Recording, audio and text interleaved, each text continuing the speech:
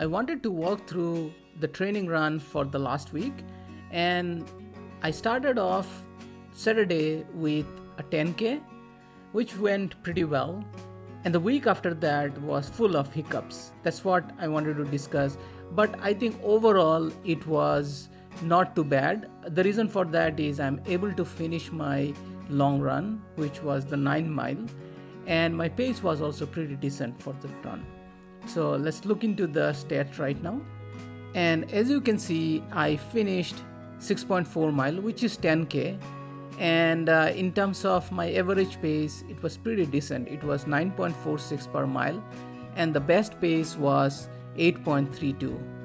And in terms of laps, it was the first 2 miles were slow, but after that I picked up pretty fast towards the end of the run. And in terms of hard zone, it was pretty much in the threshold. And the reason for that is I was running fast, hence it was mostly on threshold. And for the next activity, I was supposed to run 5 mile. But after I started running, as soon as I crossed about 1 mile, it started drizzling. So I had to get back, otherwise I would have been completely drenched from the rain. And hence I could not finish my 5 mile. I could do less than 2 mile during that day. In terms of pace, not too good. It's 10.25. And the reason for that is I just ran 1 mile, and usually my first couple of miles is in this time zone. And as you can see, it is 10.44 and then 10.04. And in terms of heart rate, I was a little bit on threshold, mostly on aerobic because it was the 1.5 mile alone. And day after that, I was able to run 5 mile. And my pace was also pretty decent. So if you look into the results, you can see I ran at 9.49 per mile, which is a pretty decent pace. And also you can see that the best pace was 8.33. And in terms of laps, it started with 10:20, but then I went down to 9 and consistently did 9.5-ish mile average pace. And in terms of heart rate, as expected, it was mostly in threshold. And then the next run was the long run, which was a 9 mile run. And in terms of 9 mile run, what happened is my watch got discharged mid run, and it's completely because of my fault. I did not charge my watch. So because of that, it just got discharged in the middle of the run. So I had to do half of the run with my watch and the other half using Strava.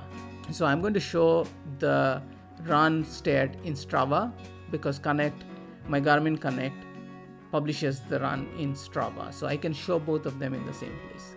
So in terms of the run, this was the first half of 9 mile, which was 4.98. I'll say a little bit less because after I started my Strava, my watch was still running for about 0.1 mile, I would say. So there's a little bit of overlaps. I'm not exactly counting 4.98 mile here.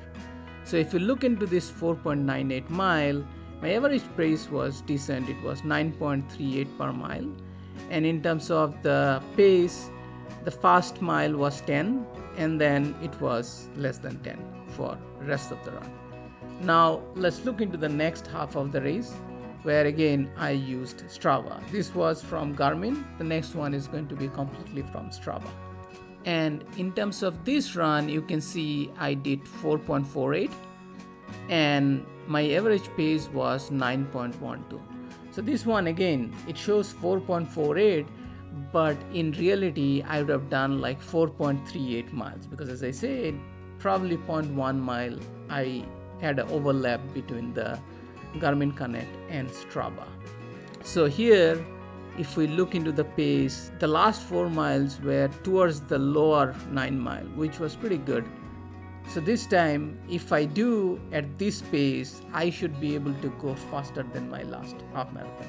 So we'll see that in the actual race, but hopefully I'm going to run faster this time if nothing unexpected happens. So that was my training recap for last week.